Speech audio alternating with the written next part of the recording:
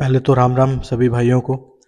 आपका भाई इस चैनल विलो द विसिलोन के माध्यम से आपको अवगत कराना चाहता है, वह एक माध्यम बनना चाहता है जिससे कि हम भारत के आम नागरिक अपना एमपी एमएलए एक शिक्षित व्यक्ति को चुन सकें।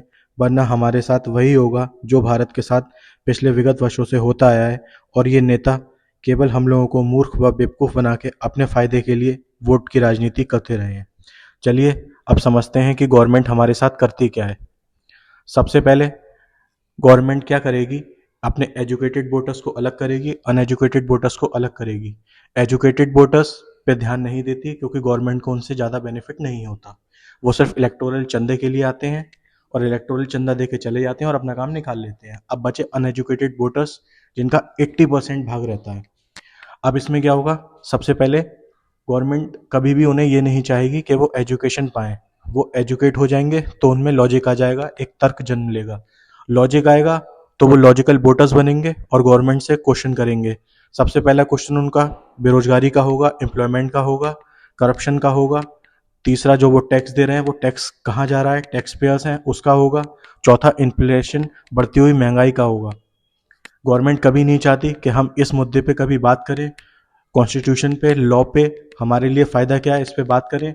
इसलिए वो चाहते हैं कि हम हमेशा अनपढ़ रहें और वो हमारे से राजनीति कर सकें। इसीलिए जैसे ही चुनाव का समय आता है सबका माइंड डाइवर्ट होना चालू हो जाता है, सबके माइंड में एक ना एक डाइवर्जन लाया जाता है। हम लोगों के लिए मंदिर, मस्जिद, रिलीजियन, कास्ट के नाम पे भड़काया जाता है और वही हिंदू राष्ट्र बनाएंगे, हिंदू राष्ट्र बनाएंगे, जिसमें ना हिंदू का मुनाफा होता है और ना ही मुस्लिम का मुनाफा होता है। 5 साल बीतते हैं, गवर्नमेंट राज करती है, फिर हिंदू मुस्लिम हो जाता है। हिंदू अलग, मुसलमान अलग, क्रिश्चियन अलग, सिख अलग। फायदा किसे पहुंचा? गवर्नमेंट को।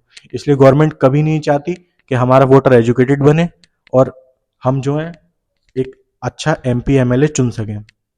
इसीलिए मेरे दोस्तों, मेरा आपसे विनम्र निवेदन है कि गवर्नमेंट में जब भी आपका एमपी एमएलए आप चुने तो प्लीज किसी भी पार्टी के लिए, किसी भी उसके लिए देखकर ना चुने, केवल उसकी आइडियोलॉजी को सपोर्ट करें। अब हाल ही की न्यूज़ की बात करते हैं जिसमें राघव चड्ढा के लिए आम आदमी पार्टी ने डिप्टी लीडर के पद से व राज्यसभा स्पीकर के पद से हटा दिया गया। राघव चड्ढा जो कि एक कॉमन मैन के लिए बात करता था, उसे आपने डिप्टी लीडर के पद से हटाया, आखिर क्यों? इसके बारे में मैं अगले एपिसोड में एक्सपोज करूंगा कि राघव चड्ढा के लिए क्यों हटाया गया और इससे किसका सबसे ज़्यादा बेनिफिट होगा।